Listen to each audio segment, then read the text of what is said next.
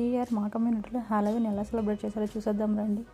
లోపలికి వెళ్ళంగానే పెద్ద స్పైడర్ అయితే దర్శనం ఇచ్చింది. మా బుడ్డదైతే వెన్స్డే కాస్ట్యూమ్ వేసుకుంది.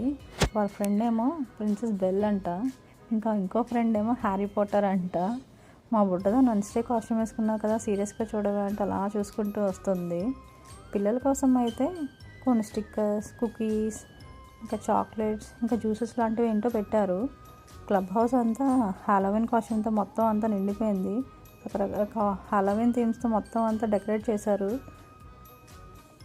మా బుడ్డదాన్ని వెన్స్డే లాగా చేయమే అంటే కొంచెం సిగ్గుపడింది, కానీ కొంతసేపు అయినా సెట్ అయ్యింది.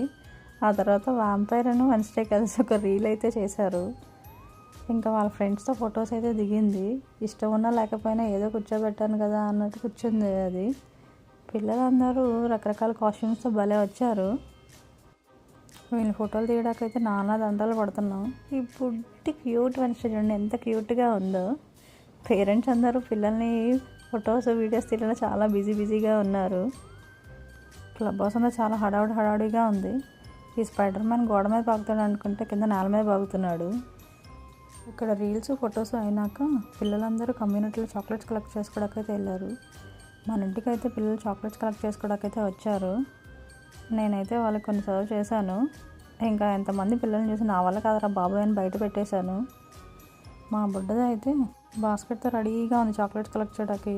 కానీ మా కింద కమ్యూనిటీలో ఇలా ఫన్నీగా అండ్ స్కారీగా ఒక ఆయన అయితే రెడీ అయ్యి ఉన్నారు.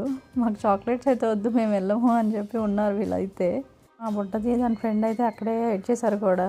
కానీ ఇంకో ఫ్రెండ్ అయితే చక్కగా వెళ్ళి తెచ్చుకున్నాడు. వాడికి అసలు భయమే లేదు. అది చూసి నాకు చాలా షాకింగ్గా అనిపించింది.